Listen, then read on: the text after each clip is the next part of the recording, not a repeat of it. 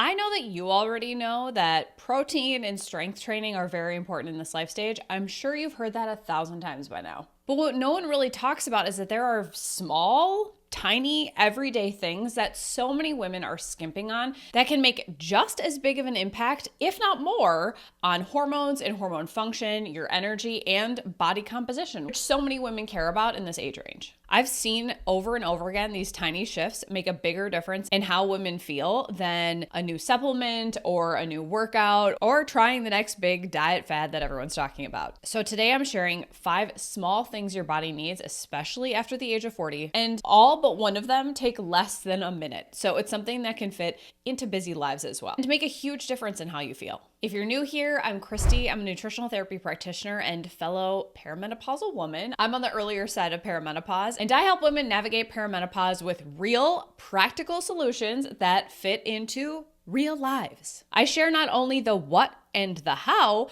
but also the why, so you can feel more empowered to make the right decisions for your health and your goals, whatever those may be, and feel like you have the tools to actually do it. Let's get into it. The first small shift that so many women need after the age of 40 is not just protein, but it is front-loaded protein, specifically at least 30 grams of protein at breakfast. Of course, this helps with blood sugar and this helps with satiety, but there is a much bigger reason of why this is so important in your 40s, especially as you hit perimenopause. And it's not often part of the conversation. When you wake up in the morning, your body is in a natural catabolic state. What catabolic means is that it is in more of a breakdown state. So one of the first things that it needs is available amino acids, aka protein, to be able to flip on the switch to switch into anabolic, which is the muscle building or maintaining phase. Without sufficient amino acids or protein in the morning, your body has to pull from the reserves. And where are those reserves? Your muscle. And when we're already naturally losing more muscle, or it is more challenging to maintain our muscle, we don't need more things pulling from our reserve. We want to support maintaining and building our muscle as much as possible. Also, amino acids are the building blocks of really important brain chemicals like dopamine, which drives your motivation, and serotonin, which stabilizes your mood. So when you chronically skimp on protein at breakfast, or you're skipping it altogether, you are so much more likely to feel scattered, anxious, moodier, and just generally blech. And that's not because you're doing anything wrong or people often blame it on hormones. It's because your body doesn't actually have the building blocks to be able to create these chemicals. Also, as we age, unfortunately, our muscles become less responsive to small amounts of protein. So women over 40 need not only more protein, but also high quality protein to be able to signal that building and that maintaining of muscle. I find that so many women, even if they think that they're eating fairly high protein when they look at their entire day, are still getting very little at breakfast. Lunch and dinner seem so much easier to get more protein in,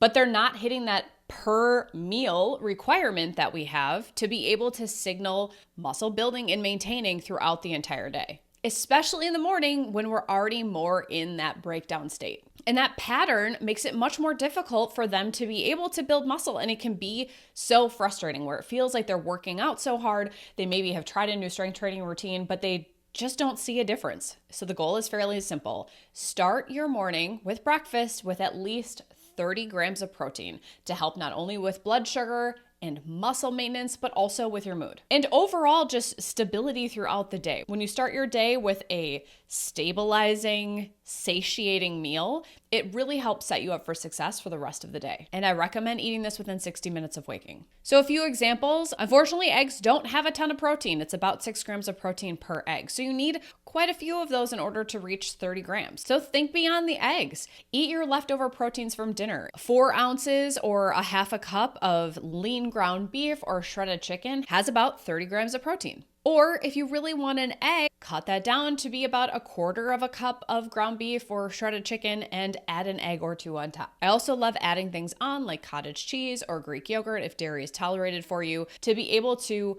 bump up that protein a little bit. So adding it to what you're already eating and adding a little bit of a side of those 2 things to bring that total amount of protein up. And I'm also one for convenience. Having a smoothie is not a bad thing either. Just making sure that you are choosing a high quality type type of protein powder. I will put my favorites in the description. And adding things like chia seeds, flax seeds, and berries to keep that protein very well balanced and also more filling. So you're not just drinking protein, you are actually making a well-rounded meal out of that smoothie. The key takeaway is that protein needs to be spread out throughout the day, and the morning is such a critical time to flood your body with those amino acids that it uses for building blocks for so many things across the body, including our most favorite tissue, muscle. Hey, if this has been helpful for you at all, I would love it if you would hit like, subscribe, or share it with a friend. It helps more women find this type of information during this very confusing life stage. Thank you. The next small thing that your body needs after the age of 40 is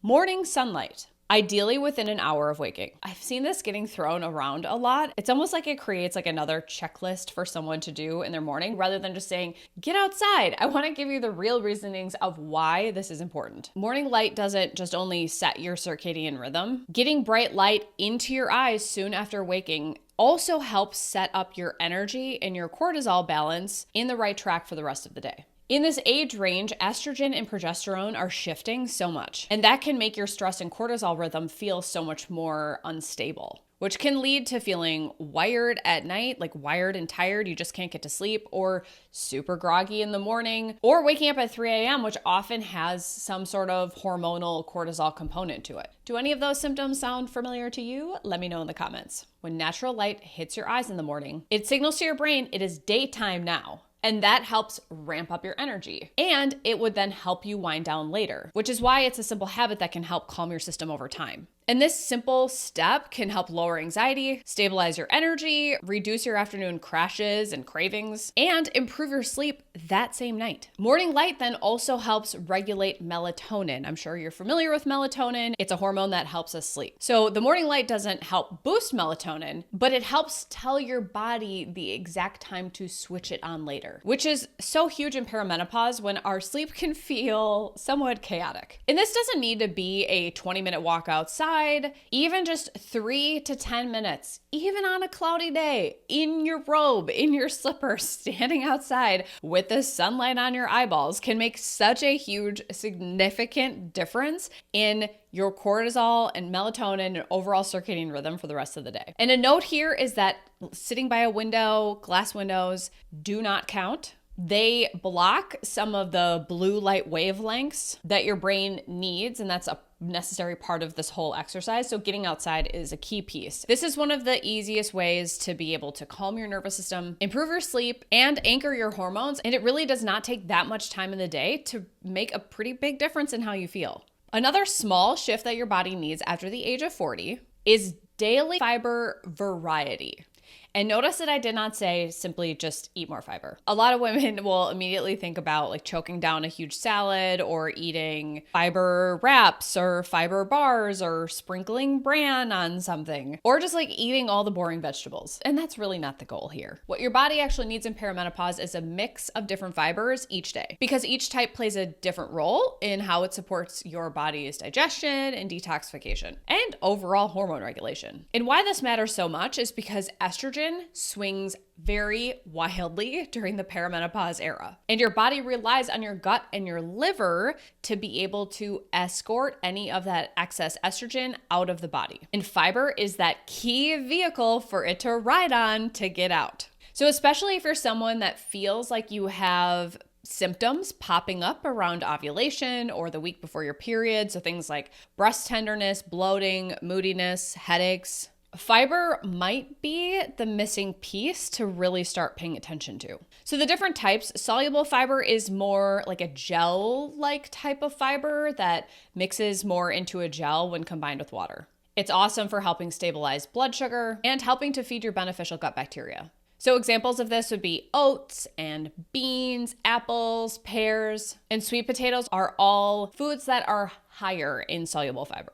Insoluble fiber, I like to think of as more as the gut scrubber or the gut cleaner. It also adds bulk onto the stool, which can, for some people, then help with constipation. Now, I'm careful there because it doesn't help everyone with constipation. Depending on your situation, it can make some people more constipated. We're all like Goldilocks when it comes to fiber. We all have our own mix and quantity that feels right for us. A way to think about these foods is more like a roughage. Like if you were to let it sit in water, it's not going to gel up. It's just going to sit there and be a little bit more fibrous. So things like lettuce, spinach, a lot of the leafy greens, fruits and veggies with the skin on it. The skin part is more of that insoluble fiber, and berries fall into a higher insoluble fiber category as well. So variety is important, finding the type that feels better for you and finding whatever that maximum threshold is for you, not some random number that you heard on the internet. What I like to say is, yeah, of course, generally speaking, 30 to 35 grams is really great for the average person, but it might not feel great for you. And that might be a huge jump for you. Or on the other hand, that might be incredibly constipating for somebody else. They need much more fiber in order to feel good. Start with where you are at. Start with choosing 2 to 3 different foods, adding it to your grocery list and adding it to your day or your week and seeing how you feel. If you start to feel some of that bloating or more constipation, pull back on either your serving size or the number of different varieties that you're having, and then slowly work your way back up again. If you're somebody who likes to track, this is why I love tools like Chronometer. That gives you a nice fiber number if you are one that wants to have a little bit more data. And in that case, please never jump up more than 5 grams within one day. Spread that over a week and slowly inch your way up to see how you feel. But eating a variety, so preferably some in the more soluble family and some more in the insoluble family, is a great way to get a broad spectrum of benefits across your body. And then the next piece that I see so many women skimping on that becomes extra important after the age of 40 or once you hit more of that perimenopausal age range is tiny nervous system resets throughout the day. And when I say tiny, I mean like really tiny, like 30 to 60 seconds. And not just when you're stressed. This matters so much in perimenopause because your brain and your body becomes much less stress resilient, meaning it is so much more sensitive to stress. And this happens because estrogen is swinging all over the place. So things that never seemed to bother you before, like noise or clutter, children screaming, schedules or traffic, just even small, tiny frustrations like accidentally dropping something on the floor can feel overwhelming.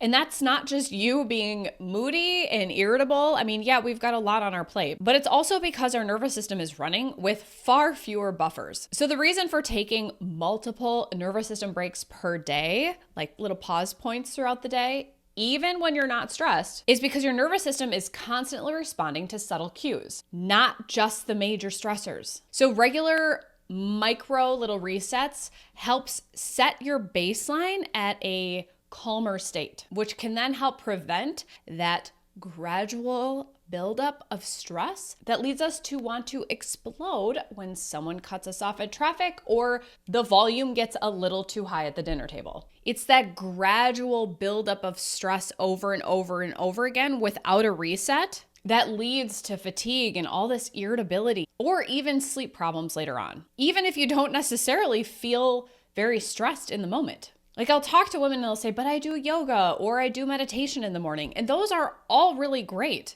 but it doesn't protect you from that cumulative effect of little micro stressors throughout the day. Doing these micro resets or these pause points, like I like to call them, helps to keep your nervous system more regulated and more responsive all day long, not just after your meditation or your journaling or your yoga. When that stress response gets stuck in the on position, regardless of how much yoga you did in the morning or the evening, inflammation rises, cravings rise, and sleep suffers. And that adds a cascade that makes many things more difficult to regulate, including your hormones, which our response is already so fragile at this time. Over time, your nervous system responds really well to these little micro resets or these pause points. They're short bursts that pull you out of that fight or flight mode and remind your body that it's safe. So a few examples of this are obviously deep breathing. You've heard that a million times before. There are many different types. There's box breathing, there's 4-7-8 breathing. But another really great one that I like is actually gargling water. It helps to stimulate your vagus nerve, which is the master nerve of your parasympathetic nervous system, which is your rest and digest nervous system. I'm always a fan of habit stacking. So gargling your water for 20 to 30 seconds after brushing your teeth is a really great way to help stimulate that vagus nerve, as another way to do that little micro reset earlier in the day and before you go to bed. Another one that I love is a 1-minute body scan. Start at your toes and work your way slowly up all the way to the top of your head, checking in on every little body part that scan touches across your body. Of course, a walk always helps, even a 5-minute walk just around the house, a 30-second stretch. And another one that I love is saying 5 gratitude words as I'm making my bed, another habit stack, or looking at something green. There's some studies that show that looking at a green plant and really paying attention to the different colors of green and where the green is on the plant is really calming for our body. Or just simply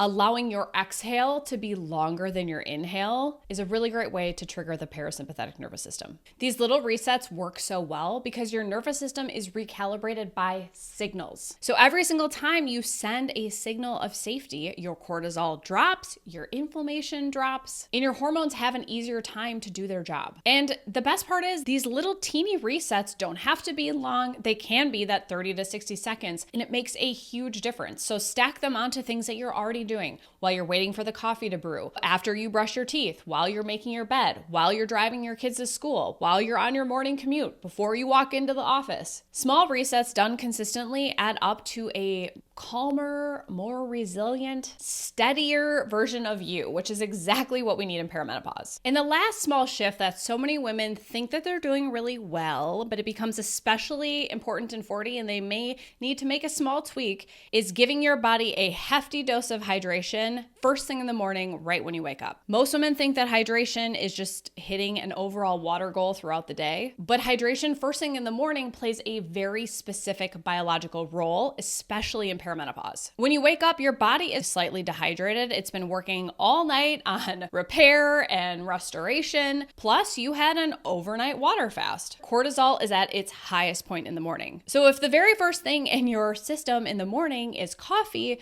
you are pouring fire onto that cortisol surge. And that can result in feeling more anxious or irritable later on in the day, not even necessarily in the morning, or just feeling like you're already behind before the day even starts. So hydration, especially if minerals, if those are tolerated for you, do a few really important things across the body. First, it helps support your lymphatic system, which is your body's drainage and immune pathway. Overnight, your lymph has been working very hard on removing waste, and minerals help to thin the fluid that helps drainage really finish up the job in the morning. So that means less puffiness, less bloating, and clearer energy throughout the day. It also helps to turn your digestion on. Overnight, your stomach acid and digestive juices are all low because hopefully we're not eating in the middle of the night. But minerals, especially sodium, potassium, and chloride, help kickstart your digestive process. So at breakfast, you are better able to digest that food, which leaves less of a heavy feeling and less bloat later on. It also helps to stabilize your nervous system before more stimulation hits. Electrolytes help to regulate the electrical activity of your cells. Electrolytes are actual spark plugs of your cells. So instead of going straight from sleep to stimulation to cortisol spike, you're giving your body a grounding signal first. It also helps to support your detoxification pathways, which is super critical when estrogen is swinging all over the place. Your liver relies on minerals to run phase 2 detoxification, which is the key process to escort that estrogen that's no longer in use out of the body so it doesn't recirculate and cause problems like breast tenderness, bloating, headaches, PMS, those types of things around ovulation and before your period. Does that sound familiar to you? Let me know in the comments. It also helps your body actually use the water. Water without minerals is not as good at hydrating. Minerals help to pull the water into the cell. So you feel hydrated more quickly rather than feeling like you need to pee all day long. And this habit is really fast. It takes 10 seconds and can be stacked on to when you're brushing your teeth. That's when I do it. I will brush my teeth and then I will chug a glass of water. You can store your electrolytes or your pure sea salt in your bathroom if that's where you're going to drink the water to make it super simple. And I will link to my favorites favorites of those below if that's helpful for you. And then you move on with your day. Hopefully that is with a protein-rich breakfast, and then coffee follows after. It's such a teeny tiny shift that seems almost stupid, but women tell me over and over and over again that they feel a huge difference when they do it and when they don't. Are you already doing any of these tips, or are you going to incorporate any of these tips into your week? Let me know in the comments. I always love to hear where you're at and to cheer you on. And if you're into small, tiny habits, you might love this video, which are 10 tiny habits that have made a huge impact on my energy, my mood, and my overall hormone balance during this stage. All right, you got this, and I'm here with you every step of the way. See you in the next one.